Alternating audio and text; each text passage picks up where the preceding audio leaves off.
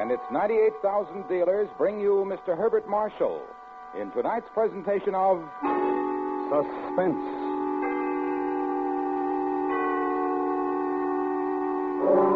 Tonight, Autolite presents part one of the most famous of all literary puzzles, Charles Dickens' unfinished novel, The Mystery of Edwin Drood. Our star, Mr. Herbert Marshall.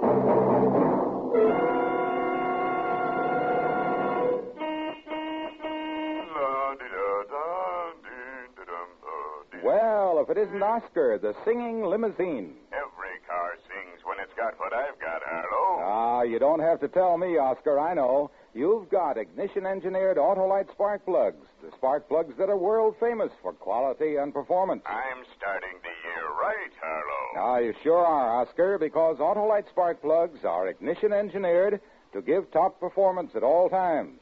They're specified as original equipment on many leading makes of our finest cars, trucks, and tractors. My Autolite spark plug dealer told me spark plugs were the very heart of my ignition system. And he was right, too. So, friends, have your spark plugs checked by your nearest dealer who sells Autolite spark plugs. To quickly locate him, just look for the Autolite spark plug sign or phone Western Union by number and ask for Operator 25. And remember, from bumper to tail light, you're always right with Autolite. And now, Autolite presents Charles Dickens' The Mystery of Edwin Drood, starring Mr. Herbert Marshall, hoping once again to keep you in suspense.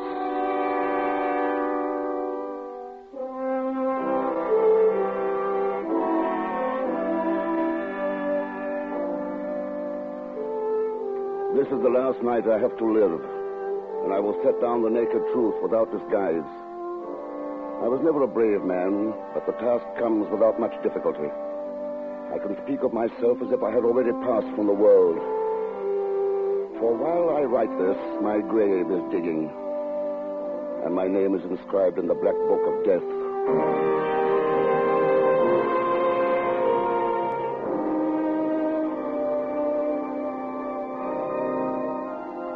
It was in the organ loft of the assembly hall at Cloisterham College where I first began to learn how man's mind can become a thing of horrible wonder, a part, a writhing, tormented thing, beyond his poor power to control. I'd gone there, as I so often did, for the peace and quiet, for the song of birds, the scents from gardens and woods that joined with me, and my music. And it was there, suddenly without warning, that my mind filled with those words. Words long forgotten, only half learned at best, somewhere in the dim past. When the wicked man turneth away from his wickedness, he shall save his soul alive. The wicked man? What has that to do with me, with John Jasper, simple instructor in music? Jack? And why should I be filled with a strange sense of guilt? Are you in there, Jack? The wicked man. Me? The wicked man? Jack, are you in the organ loft? Jack? Well, who's that? It's I, Jack, your nephew, Edwin Drood. Edwin. I'm out here in the assembly hall. Edwin. Edwin, my boy. Jack, it's good to see you again. Let me see what the past 3 months have done for you. Uh-huh. I can't say they've done you a bit of harm. No reason why they should. But tell me of yourself. You look a little tired. Tired? Oh, nonsense. Never felt that in my life. Not worried about something, are you? Some strain you're under, perhaps? In this sleepy old college town? Oh, but look here. Come into my office. We're wasting all this time in talk. I've been saving a special welcome for you, my boy. Sit down and rest your weary bones while I make it ready. Oh, Jack. Jack, I'm truly home again. I can see that now. No wonder you love it here at Cloisterham. Is that what you think, Edwin? Well, who could think otherwise, looking at you? You're respected, your talent for teaching music admired and looked up to. You'd be duty-bound to love it. You're wrong, Edwin. I hate it. What? I hate it. Jack, I'd never dreamed. Well, no, let there be an end to such talk, Edwin. We've delayed our toast much too long as it is. To your future, Edwin. No, Jack, hold on. I'll not make that the first toast upon my return. Oh, why not? There's a much better one to drink to on this day of all days. To my future wife, Rosa. Of course, Edwin. To Rosa.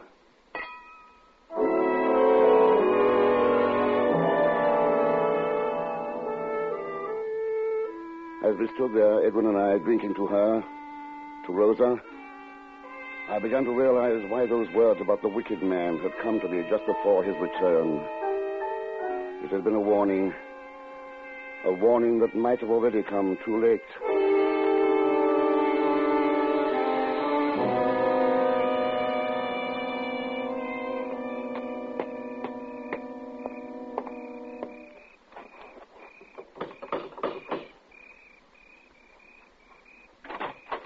Good evening, won't you? Oh, it's Mr. Jasper. Good evening, Rosa. Have I startled you? Why, no, Mr. Jasper. It was only that You were expecting someone else? Well, Edwin said that he might get here early. I'm sorry I disappointed you then. Oh, no, it isn't that, really. Oh, I'm being quite rude, aren't I? Please come in. Thank you, my dear. You look most charming, Rosa. I'd swear that gown was purchased in London expressly for your party tonight. You surprised me, Mr. Jasper. I didn't know you were so observant concerning women. Concerning women, Rosa? Or you? Why, me? I'm only one of your music students. No. You're a good deal more than that to me, Rosa. I'll open the parlor. We can wait there for the other guests.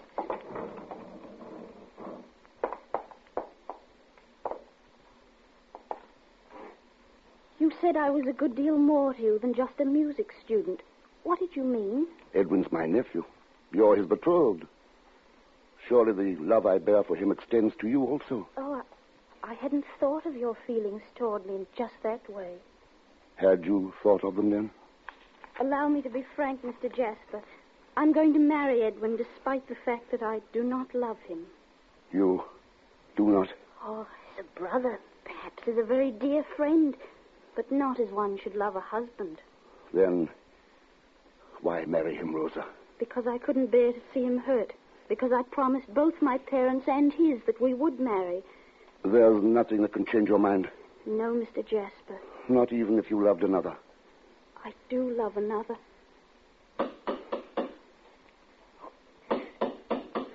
The other guests. Rosa. Oh, excuse me, please. I must let them in.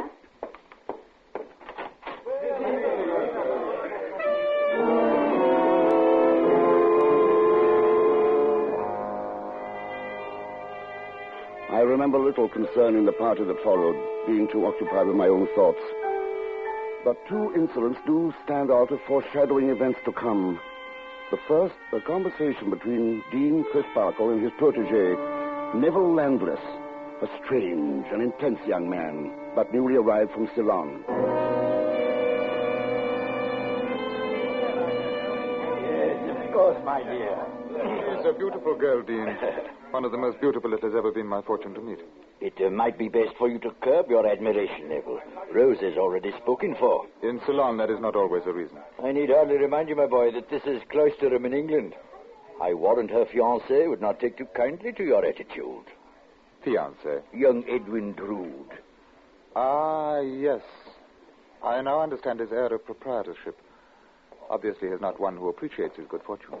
May I ask, Mr. Landis, the exact meaning of your remark concerning me and Rosa? Edwin, really, I didn't know don't mind, Mr. Drood. It seemed to me that you were taking the young lady in question rather for granted. I merely commented on it. A manner of comment that hardly comes under the heading of civility in England, Mr. Landis. Though perhaps your somewhat heathen background may account for it. Oh, come now, gentlemen, this is hardly the Nor time does or it seem place. very civil for you to comment so upon a stranger here, one who has not had your so-called advantages in upbringing. Perhaps the best civility is to mind our own business. If you will set me that example, I promise to follow it. You take too much upon yourself, sir. In my part of the world, you will be called to account for it. By whom, for instance, Mr. Landis? By me, sir. At your earliest convenience. Oh, gentlemen, please. Edwin, let's have no more of this. High words between the two of you. I don't like it, my boy. Nor do I care for certain comments made in my presence here, Jack. This is hardly a matter of moment, Edwin. We are all hosts here to Mr. Landless, a stranger newly arrived. You should respect the obligations of hospitality. Shall it be over, then? So far as I'm concerned, Jack, there's no anger left. Mr. Landless? None, Mr. Jasper. So be it then. The incident is over.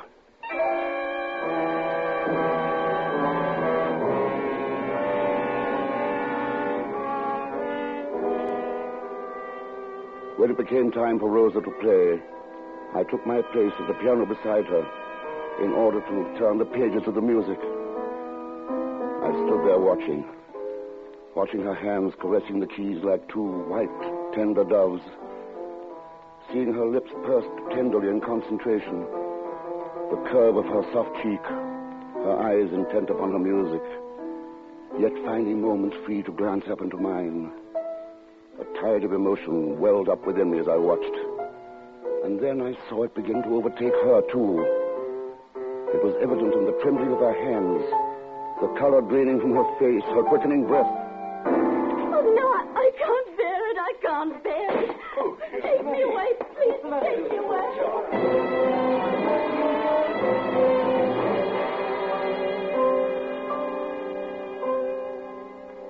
It was then the decision was made.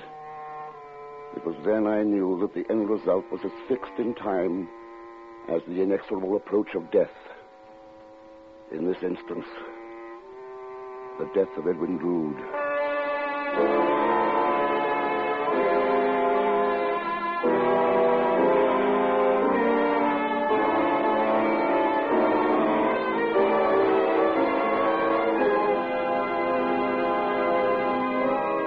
Autolite is bringing you Mr. Herbert Marshall in Charles Dickens' The Mystery of Edwin Drood.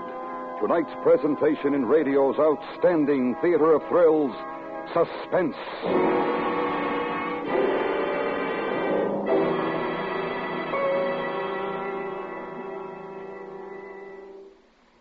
You know, Harlow, this is the first time I've had Autolite resistor spark plugs under my hood. Well, then, Oscar Otto, you're in for the ride of a car's lifetime.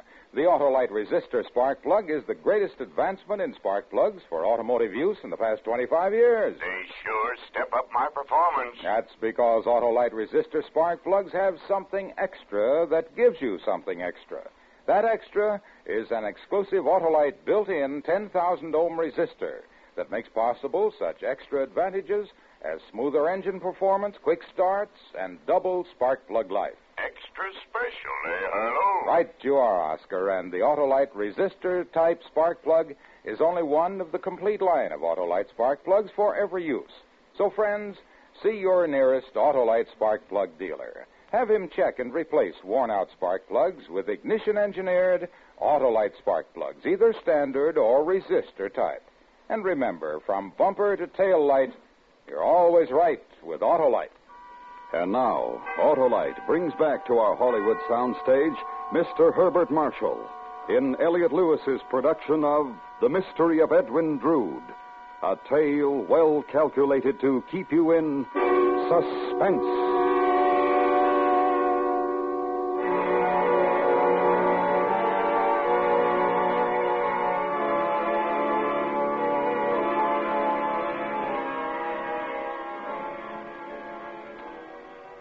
I have said that a man's mind can become a thing of horrible wonder, a part. So it must have been with mine that night. For I know now that the plan, the complete, the perfect plan, was born the very moment that Edwin Drood led Rosa from the room.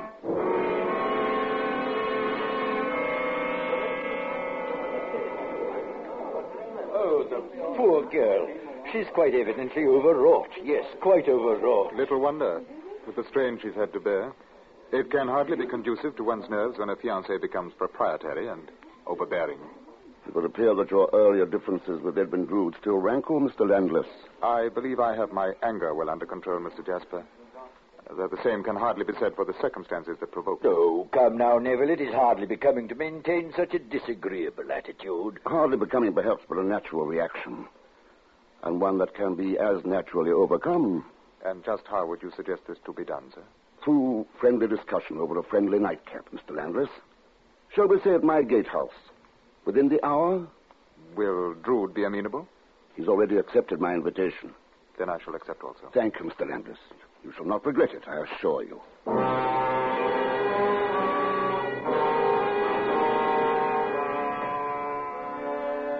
took my leave then and pursued my way through the silent cobbled streets of Cloisterham.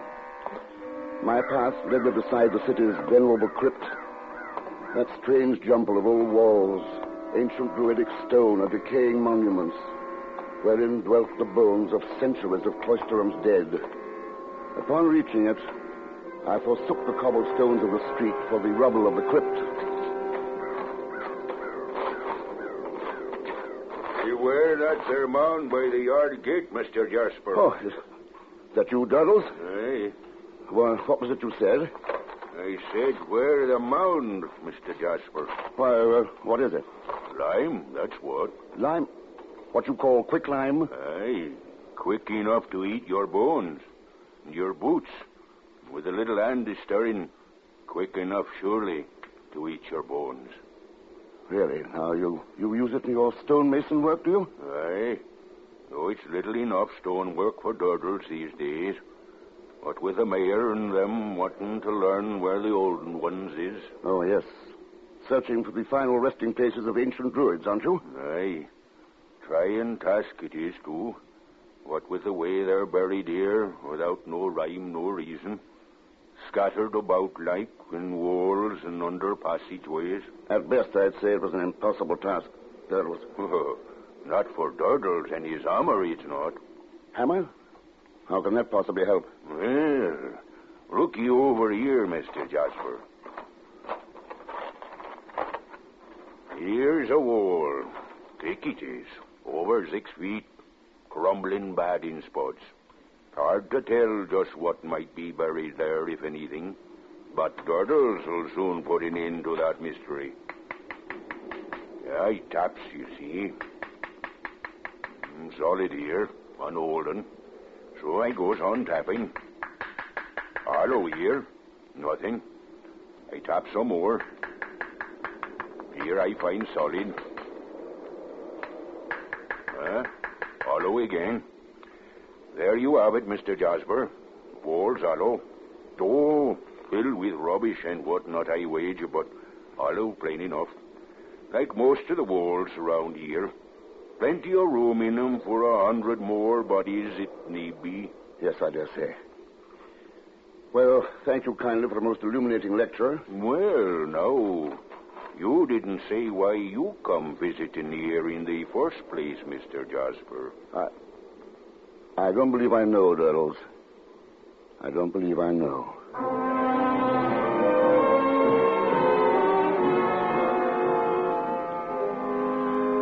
When I arrived at my lodgings, Edwin was already there. And no sooner had we got the fire blazing and made ourselves comfortable than Neville Landless put in his appearance.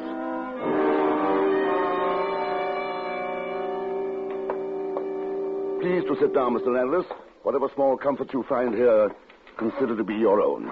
My thanks, Mr. Jasper. Turn up the lamp on the desk, will you, Edwin? I'll prepare some mulled wine for that nightcap I promised. Of course, Jack. You'll probably notice, Mr. Landless, that I have the lamp so arranged as to illuminate a painting over the chimney place. I had noticed it, Mr. Jasper. You recognize the subject, of course. Miss Rosa. I could hardly fail to do so, though the portrait is far from flattering to the original. Don't be so hard on it, Mr. Landless. It was done by Edwin, who made me a present of it. I'm sorry, Mr. Drood. If I had known I was in the artist's presence. I doubt that your remark would have differed, Mr. Landis. Perhaps it would not have, Mr. Drood? Oh, come now, gentlemen. Let there be no more of this. The wine is prepared. So. And surely no lady, or at least the portrait of one, should intrude upon the drinking habits of good friends. For you, Mr. Landless. Thank you, sir. Edwin. Thanks, Jack. And now, for the first toast of the evening, I should like to propose one to my nephew, a most fortunate man. A toast in truth, Mr. Jasper. I shall drink to it. Thank you both, gentlemen. Yes, Mr. Landless, I ask you to observe my nephew, for he is indeed one of the most fortunate men of the world. And an enviable state, if I truly possess it, Jack. How could you doubt it, my boy? A family estate that eliminates the burdens of economic necessity. Rosa, eager, waiting to supply you with the greatest blessings of domestic bliss and love. Quite different from your prospects and mine, is it not, Mr. Landless? Yes, quite different, Mr. Jasper. Upon my soul, Jack, I almost feel apologetic for having my way smoothed as you describe. Almost, but not quite. Perhaps it might have been better for Mr. Drood to have known some hardships in the achievement of his possessions. And why, pray, might it have been better for Mr. Drood to have known hardships? Yes, Mr. Landis. Tell us why. Because they might have made him more sensible of good fortune that is not the result of his own merit. Have you known hardships, may I ask? I have. And what have they made you sensible of? I have told you once before tonight. You've told me nothing. I told you that you take a great deal too much upon yourself. You added something else to that, if I remember. I did. I said that in my part of the world you would be called to account for it. That part of the world is a long way off, I believe, at a very safe distance. Say here, then. Say anywhere that gentleman may be found. What would you know of gentlemen, Landis? You may know a common thief or a common boaster when you see him, but you're surely no judge of gentlemen. I have taken all I'm going to take from you. Here now, Edwin. Stand still. Mr. Landis, give me that bottle. I'll give it to your precious nephew. I warn you, Drood. I'll cut you down someday for this.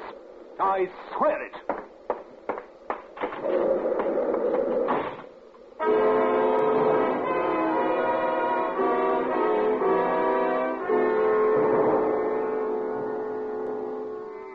The scene had gone well, I thought. Very well. And after Landis's enraged departure, after I'd calmed Edwin down and sent him home, I waited for what I knew would inevitably follow. It was close to midnight when it did.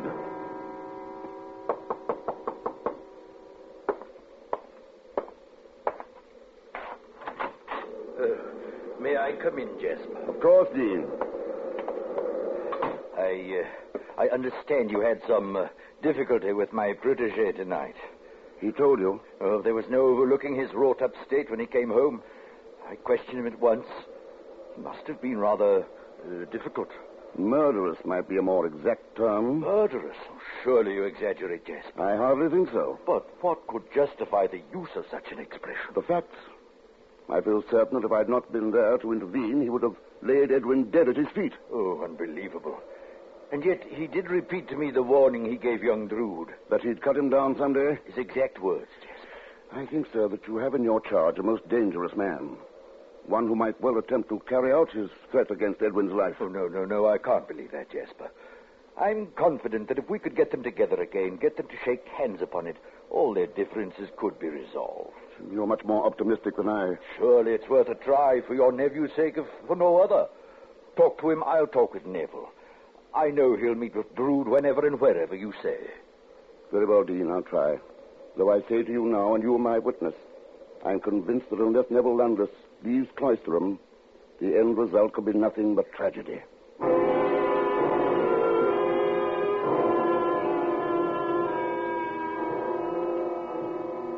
It was 2 days later that Dean Crisparkle brought me assurance of Neville's willingness to cooperate. Immediately I sought out Edwin Drood for a dinner on Christmas Eve. Just the three of us. And so the stage was set, and the hours flew, and the ugly streets of Cloisterham turned bright and gay with the holly and the mistletoe. The dinner in my lodgings went cheerfully and well that Christmas Eve. The holiday spirit burned as brightly as the fire in the hearth. There was peace on earth to all men of goodwill. Not even the unseasonal storm that began to rage outside could dampen the gaiety of the evening. Rather, it served as a challenge, an opportunity to heighten the feeling of good fellowship that seemed to be born that night.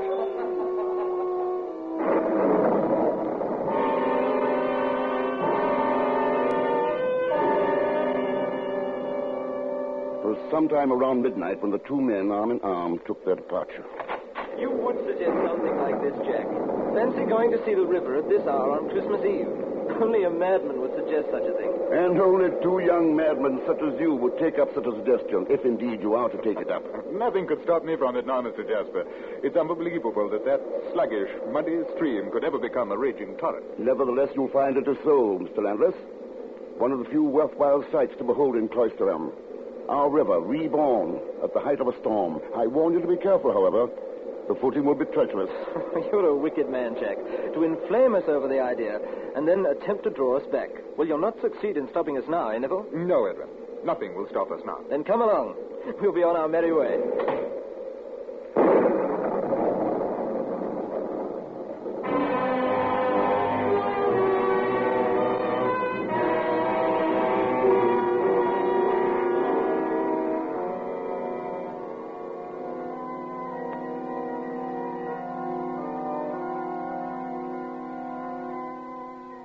little I can tell you of the night that followed, for there is little that I remember clearly. I know only that when dawn finally broke, I found myself in the organ loft, playing, my clothing wet through, and burning within my brain was a memory. A memory of a man walking alone through the wind and rain in the black of night. A man walking through the deserted streets of Cloisterham. The streets that suddenly, unknown to him, were no longer deserted.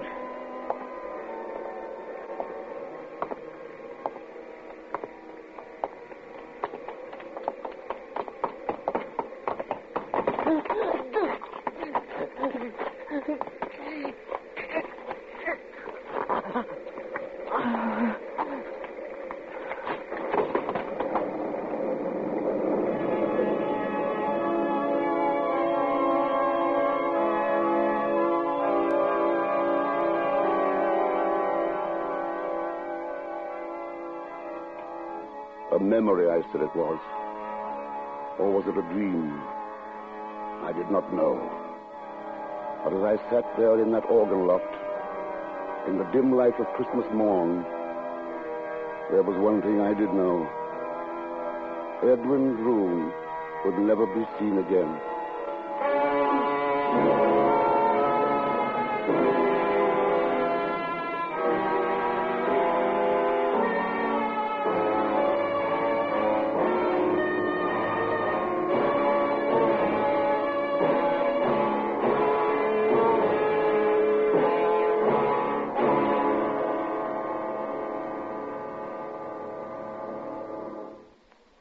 Suspense. Presented by Autolite. Tonight's star, Mr. Herbert Marshall. This is Harlow Wilcox speaking for Autolite, world's largest independent manufacturer of automotive electrical equipment. Autolite is proud to serve the greatest names in the industry.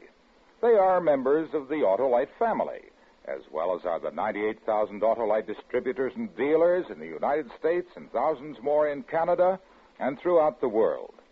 Our family also includes the nearly 30,000 men and women in 28 great Autolite plants from coast to coast and Autolite plants in many foreign countries, as well as the 18,000 people who have invested a portion of their savings in Autolite. Every Autolite product is backed by constant research and precision built to the highest standards of quality and performance. So remember, from bumper to tail light, you're always right with Autolite.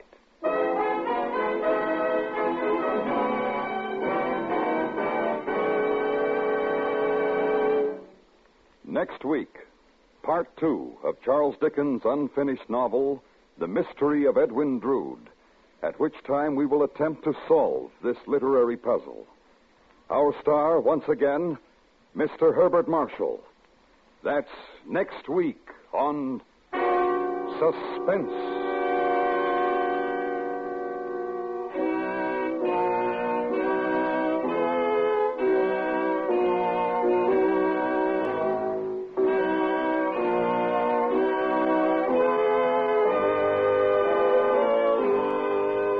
Suspense is produced and directed by Elliott Lewis, with music composed by Lucian Morowick and conducted by Lud Gluskin. The Mystery of Edwin Drood was adapted from Charles Dickens' unfinished novel by Sidney Marshall. In tonight's story, Terry Kilburn was heard as Edwin Drood, Betty Harford as Rosa, Ben Wright as Landless, Joseph Kearns as Dean Crisparkle, and William Johnstone as Durdles.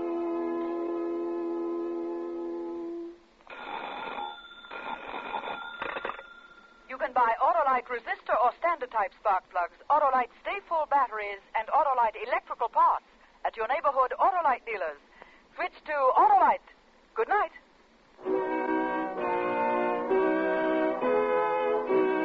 This is the CBS Radio Network.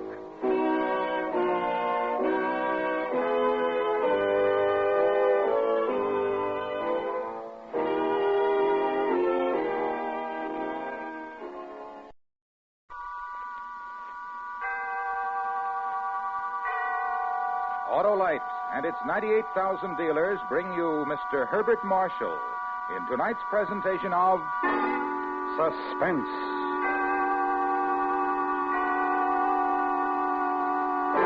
Tonight, Autolite presents Part 2 of one of the most famous of all literary puzzles, Charles Dickens' unfinished novel, The Mystery of Edwin Drood.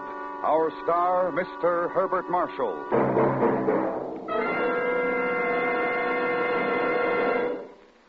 Hello, Senator. How's our legislative leader? Harlow, what's this I hear about you being up for assault and battery? Oh, that's a Stay Full battery, Senator. The Autolite Stay Full. That fit, fine, and famous battery that needs water only 3 times a year in normal car use. Then you're not in trouble. No, not with an Autolite Stay Full, Senator. Fiberglass mats protect every positive plate against shedding and flaking to give the Autolite Stay Full battery longer life, as proved by tests conducted according to accepted life cycle standards. And my Autolite battery dealer will substantiate that story, Harlow? He sure will, Senator, and he's the expert who services all makes of batteries.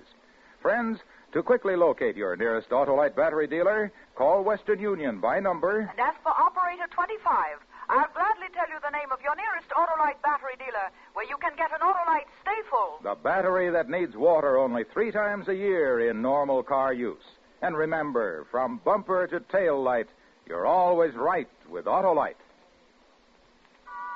And now, Autolite presents Charles Dickens' The Mystery of Edwin Drood, starring Mr. Herbert Marshall, hoping once again to keep you in suspense.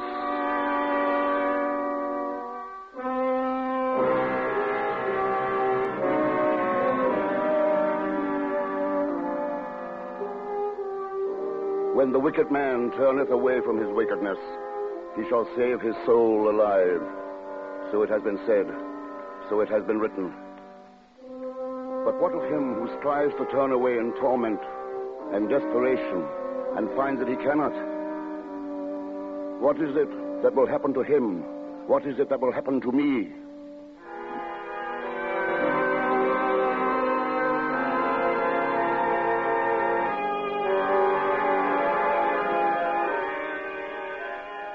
It was on a gray Christmas morn that I, John Jasper, instructor in music at Cloisterham College, sought the answers to those questions. I sought them within myself, within my music, within the paling stars seen dimly through the organ loft windows. But no answers came, only a memory or a dream. I seemed to see a man walking alone through the deserted, night-blackened streets of Cloisterham. The deserted streets which were suddenly no longer deserted.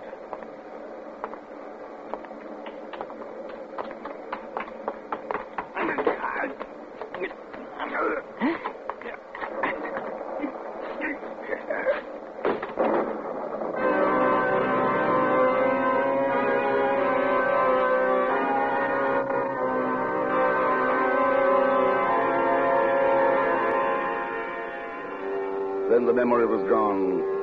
The dream was over. And I was at my gatehouse lodgings looking for him who should have been there, looking for the man I suddenly knew would never be there again. Edwin! Edwin!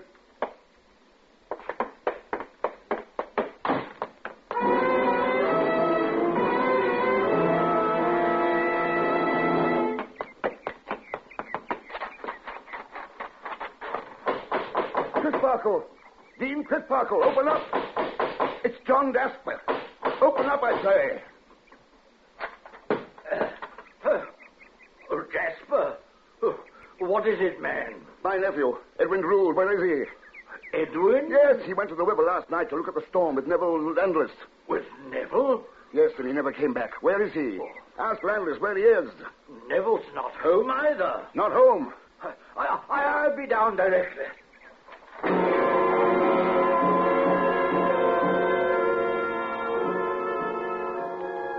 As he joined me, the brave realization of what might have transpired was clearly writ upon Dean Crisparkle's face. Hurriedly, he roused a number of cottage servants from their holiday beds, and a search was begun. A search for my missing nephew, Edwin Drood, and for the Dean's missing protege, Neville Landless.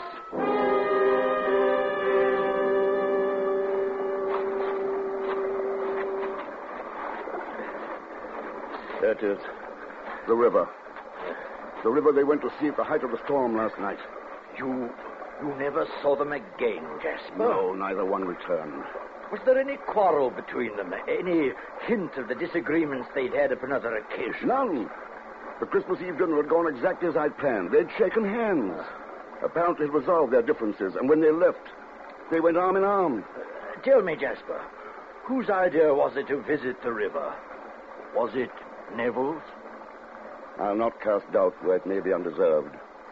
It could have been anyone's suggestion. Mine, Edwin's. I don't like this, Jasper. There's a feeling about it all that strikes chill to my bones. Oh, hark, one of the searching parties. They found someone, Jasper. They found... You take your hands off me. What right have you Edwin Drood is still among the missing. like this? Easy does it now, Take sir. them off. Easy, if you please, Mr. Landis. You take your hands off me. What right have you to seize my person like this? Will you take them off me? In a moment, sir, in a moment. There you be, Dean Crisparkle. We found your man, as you see. Yes, Joe, I see. You may release him. Aye, sir. But it's belligerent he is. I'd beware of him if I was you. Didn't want to return with us at all, he didn't. What is all this, sir? What is the meaning? I was out for an early morning walk when these blackguards seized me bodily. They forced me to return here and said it was by your orders. As it was, Neville. But why, sir? Surely there's some explanation. Why? Where is my nephew, Landis? Your nephew? Yes, Edwin Drood. Where is he? Why ask me? Why should I know of Drood's whereabouts? Because you were the last person in his company, and he's not to be found. Speak, sir. Where is he? Stay, Jasper. Permit me to question him. Neville, you left Mr. Jasper's residence last night with Edwin Drood? Yes, sir. You went down to the river together? Yes, to see the reaction of the storm upon it. How long did you stay there? Well, it's 10 minutes, more or less. And then? What, Drood took leave of me. Did he say where he was going, then? Well, yes, to return to Mr. Jasper's. That was the last you saw of him? The very last. If something's happened to Drood, I most certainly had nothing to do with it. What are those stains upon your jacket, Mr. Landis? Stains? And that walking stick you're carrying, Joe. The same stains are upon it. Aye, so they are. Bloodstains they be, Mr. Jasper. And the stick, to whom does that belong? Why, to Mr. Landis, sir. We took it off him. Had to, the fuss and all he was putting up. Well, of course they're bloodstains. I fought with these men thinking they were footpads. If there's blood has been spilled, it must be theirs or mine. Neville, I think you'd best accompany us to the authorities.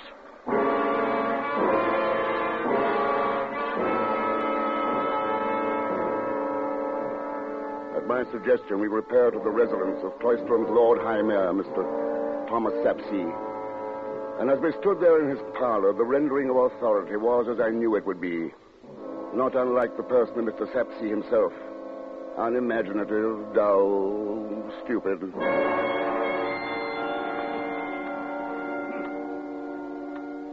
Well, gentlemen, this all seems quite clear to me, quite clear.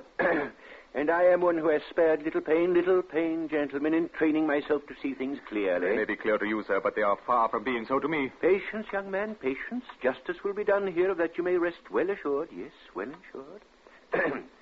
And now, allow me to enumerate the situation. Point number 1. There have been several witnessed quarrels between the two young men in question. The missing Edwin Drood, the here present Neville Landis. The quarrels had been repaired, sir. Mr. Jasper himself bears witness to that. I have stated there was no quarrel or apparent difference at your last meeting, Mr. Landis. Quite so, quite so. One meeting without quarrel, several with. The scales are unbalanced, I quote. Particularly, one might say, as the subject or object of those quarrels was the fiancée of Mr. Drood. Surely, Mr. Sapsea, it is not necessary to bring a young lady's name into this. I apologize for the necessity, Mr. Jasper, but it would seem to me that the charming and delightful Miss Rosa is truly at the heart of the matter confronting us. At its heart, yes. In one respect, I am forced to agree with you. There is no doubt that Landis was extremely envious of Edwin's good fortune in being betrothed of Rosa. Yes, as I say, the heart.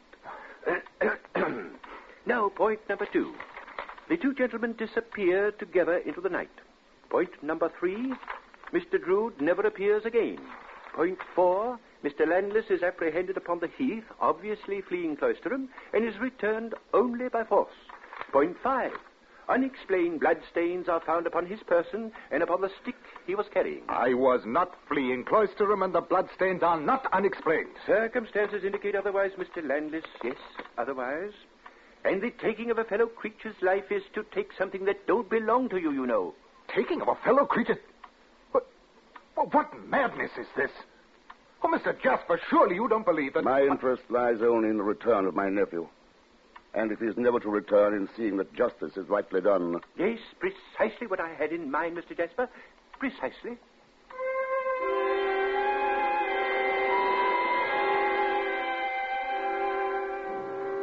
My further suggestions to Mr. Sapsea were immediately carried out.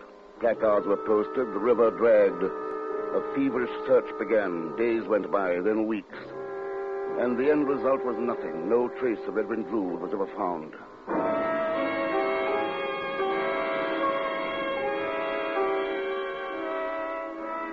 Finally, when all hope was abandoned, Mr. Sapsea delivered his final resolution. It would appear, gentlemen, that the mystery of Edwin Drood has not as yet been solved. No, not solved. However, certain horrible suspicions as yet remain. In the interests of all concerned, therefore, I make the following suggestion. It is that Mr. Neville Landless remove his presence from the city of Cloisterham, and unless there comes a time when certain horrible suspicions no longer exist, that he remain away from here forever.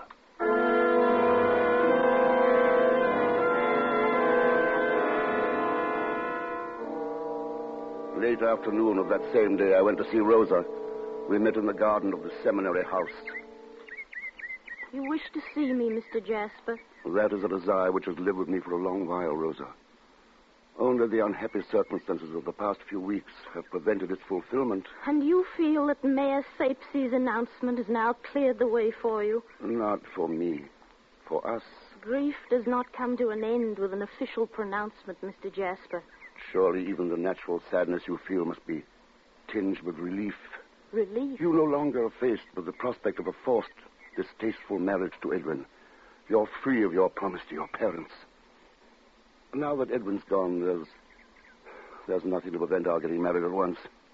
Our getting married? I'm sorry I put it so bluntly, my dear, but we waited so long, kept our love for each other buried so deeply. Surely you can't blame me for speaking so frankly now. No, and with Edwin gone, there's no need for me to be silent. You have my solemn word for it, Mr. Jasper, that there is not one drop of love in my heart for you. Rather only loathing and hatred. Rosa!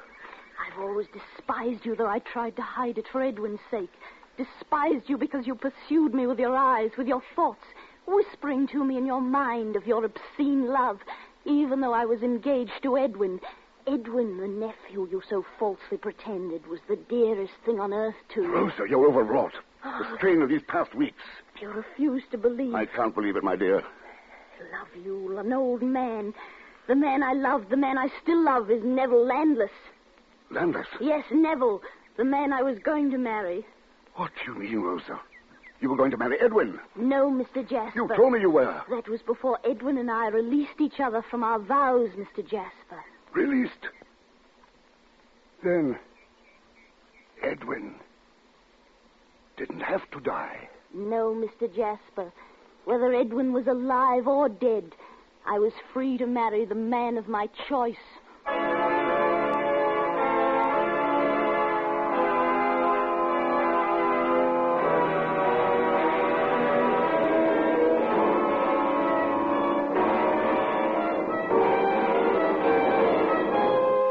Autolite is bringing you Mr. Herbert Marshall in The Mystery of Edwin Drood. Tonight's presentation in radio's outstanding theater of thrills, Suspense.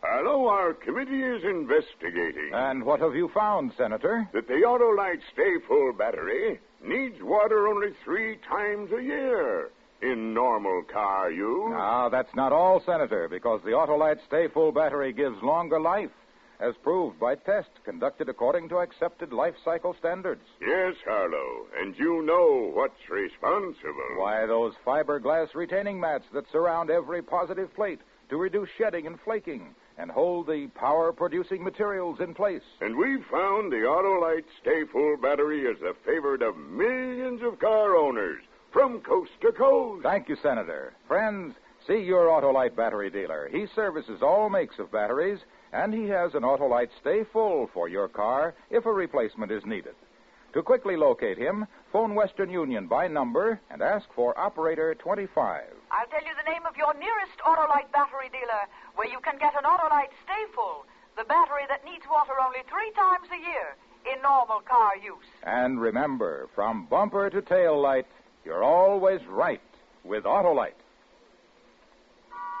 And now, Autolite brings back to our Hollywood soundstage Mr. Herbert Marshall in Elliot Lewis's production of The Mystery of Edwin Drood, a tale well calculated to keep you in suspense.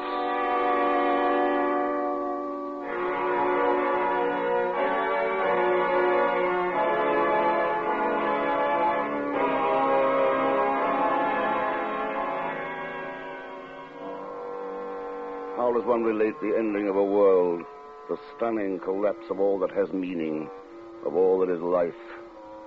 I will not attempt to do so. For everything that can be said was said on that fateful afternoon.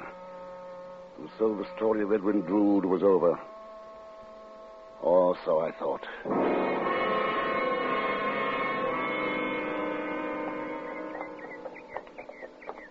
Good day to you, Mr. Jasper. Huh? Oh, it's you, Doddles. Aye, him what is known as old Doddles it be.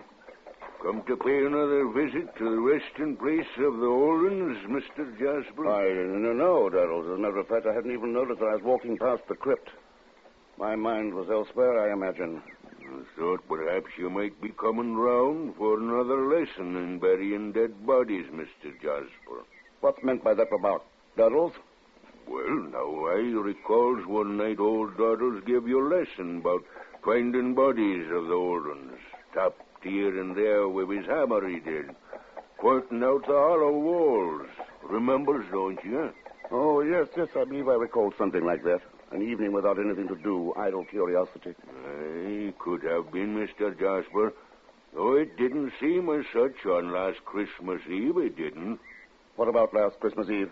Why, you was down here again, Mr. Jasper, tapping the walls with Doddle's hammer yourself, you was. You're mistaken. I was nowhere near the crypt on Christmas Eve. Perhaps. And I'll wager you had a bottle or two of holiday cheer beneath your belt at the time. Perhaps. Though I would have swore it were you.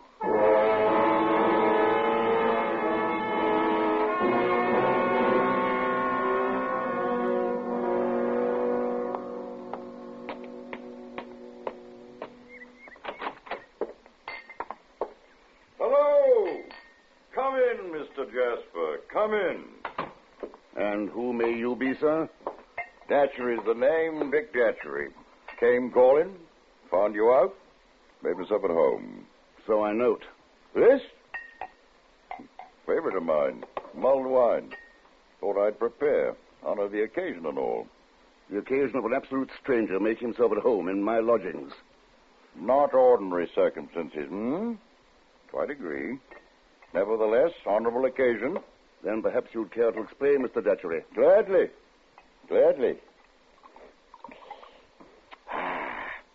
Perfect, sir. Won't you join me? I'm awaiting that explanation, sir. I bring you greetings, sir. Greetings from whom? Your dear boy, Mr. Jasper. Greetings from Edwin Drood. Greetings from Edwin? Aye, sent you the best. Apologizes for not writing. Trust you're not worried. Told you, didn't I? Honorable occasion. Indeed, this is an occasion, Mr. Datchery. I've been worried sick about the dear boy. You found him well? Blooming, best of health. Where is he? Where did you meet with him? London, some lodging house. Kept meeting on stairs, natural thing. Of course, quite natural. Business took me to Cloisterham. Told Edwin. Made me promise a greeting. Here I am. Care to try the wine? Quite good. My apologies, Mr. Datchery. Certainly I would. Toast to Edwin? To Edwin. Perfect. Well, you're on my way now. Duty over. One moment, Mr. Datchery. I must write Edwin and tell him how happy you've made me. What's the dear boy's address? You haven't got it. He moved. Didn't say where. Then there's no more you can tell me about him, where he can be reached? Nothing. I see. Wondering if it's a tall tale, Mr. Jasper? No real greeting? No real Edwin? Surely that's a possibility, Mr. Datchery. Ordinarily, not now. Mementos. Wanted you to have them. To remember him. Duty's fully discharged. I'll be leaving. Good day, Mr. Jasper. Excellent wife.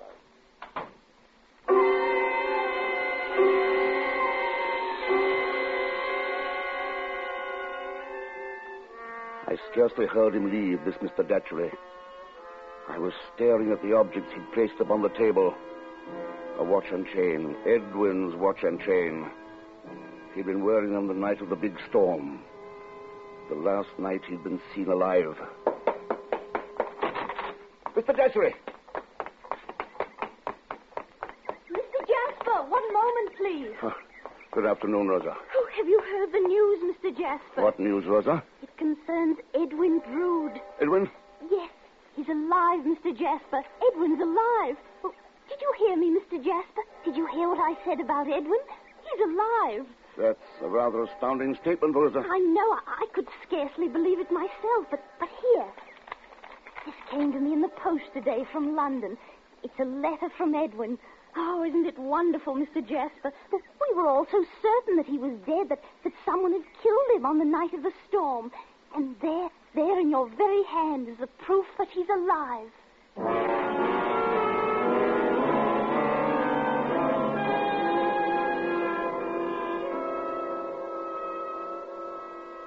No greater horror can visit the mind of man than the certain knowledge that he has suddenly become mad. And such was the horror which dwelt within me that fateful day. For it was the only explanation that was left. Edwin was dead. He had to be. The memory or dream that had lived with me since Christmas morn was too clear, too sharply etched, for there to be any doubt. Edwin was dead. And yet, within a single afternoon, two people had brought me proof that Edwin was alive. Proof as clear, as sharply edged as that memory. A sane mind does not exist in a world of such paradox. I'd gone mad.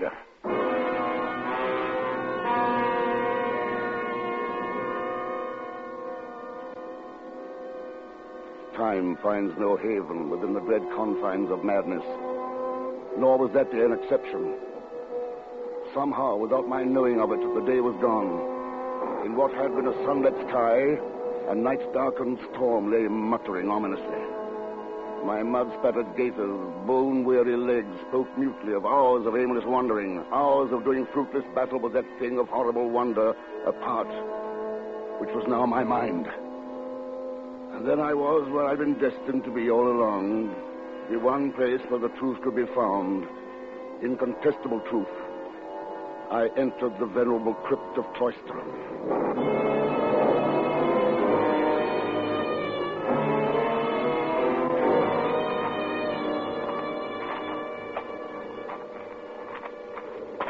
The flashes of lightning etched in weird relief the ruined habitations of the dead.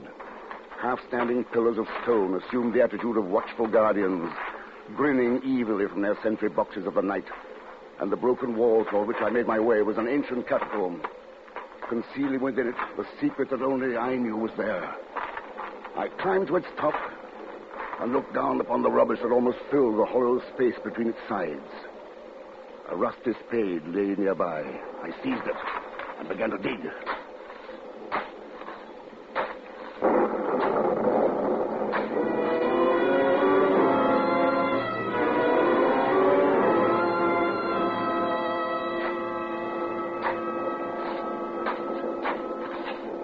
Again, time became meaningless. There was nothing but the feverish labor of uncovering the truth.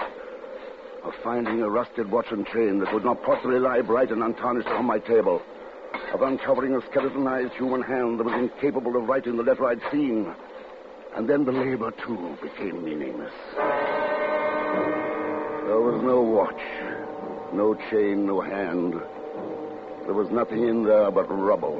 Looking for something, Mr. Jasper? Landis, I asked you if you were looking for something, Mr. Jasper. what are you doing here? You were ordered to stay away from Cloisterham. I came back, Mr. Jasper. Why? What are you doing here? Same thing that you are, seeking the truth. The truth about what? The mystery of Edwin Drood. There is no mystery. Edwin Drood is alive. Is he? Ask Rosa. Ask Mr. Datchery. They'll tell you.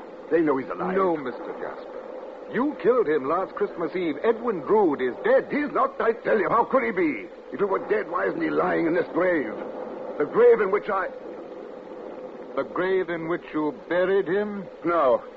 There was no grave, only a dream. It was all a dream. What was the dream, Mr. Jasper? Everything. Following him back to the river, my hands around his throat, hiding his body here in this wall. It was all a dream. Can't you understand? I've been driven out of my mind by a dream. I didn't do it. But you did, Mr. Jasper. You're a fool, Analyst. Look for yourself. This grave I prepared for him is empty. He isn't there. No, but he was here until 2 weeks ago. 2 weeks ago? That was when a London detective and I found what was left of him. Actually? Yes. With the help of Durdles and his invaluable hammer, we found Edwin Drood, found the watch which identified him. You told me just now how you killed him. The watch. And Rosa's letter. Written several years ago, reposted from London. Shall we go now, Mr. Jasper? Go? You took me before the authorities once. Now it's my time to take you. Prospect of the gallows make you happy, Jasper? In a way, Landis. At least I'll go to it, knowing that I wasn't mad.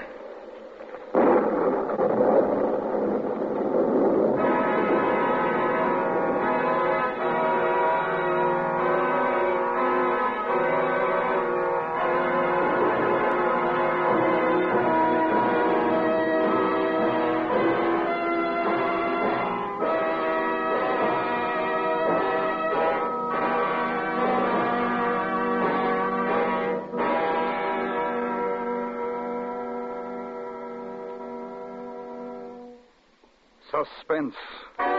Presented by Autolite. Tonight's star, Mr. Herbert Marshall. This is Harlow Wilcox speaking for Autolite, world's largest independent manufacturer of automotive electrical equipment. Autolite is proud to serve the greatest names in the industry. That's why during the early months of this year, as we did a year ago, the Autolite family will join together in saluting the leading car manufacturers who install Autolite products as original equipment. Our Autolite family includes some 30,000 men and women in Autolite plants in the United States, Canada, and many foreign countries, and the 18,000 people who have invested a portion of their savings in Autolite, as well as thousands of Autolite distributors and dealers, and the many leading manufacturers who use Autolite products as original equipment. Our Autolite family will salute the DeSoto division of Chrysler Corporation on the next Autolite Suspense television program. If you live in a television area, check the day and time of Suspense so that you will be sure to see this program.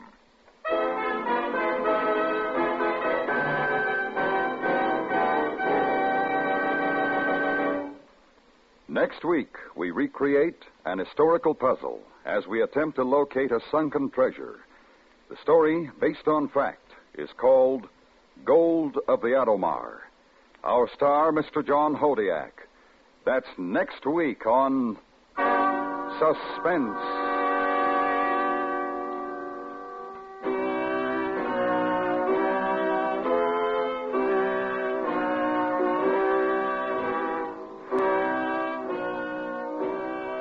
Suspense is produced and directed by Elliott Lewis, with music composed by Lucien Morawick and conducted by Lud Gluskin.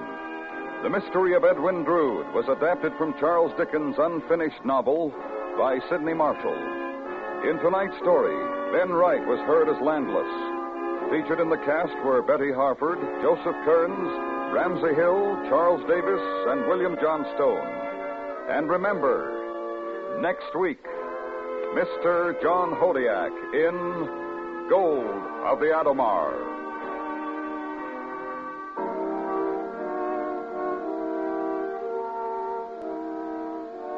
This is the CBS Radio Network.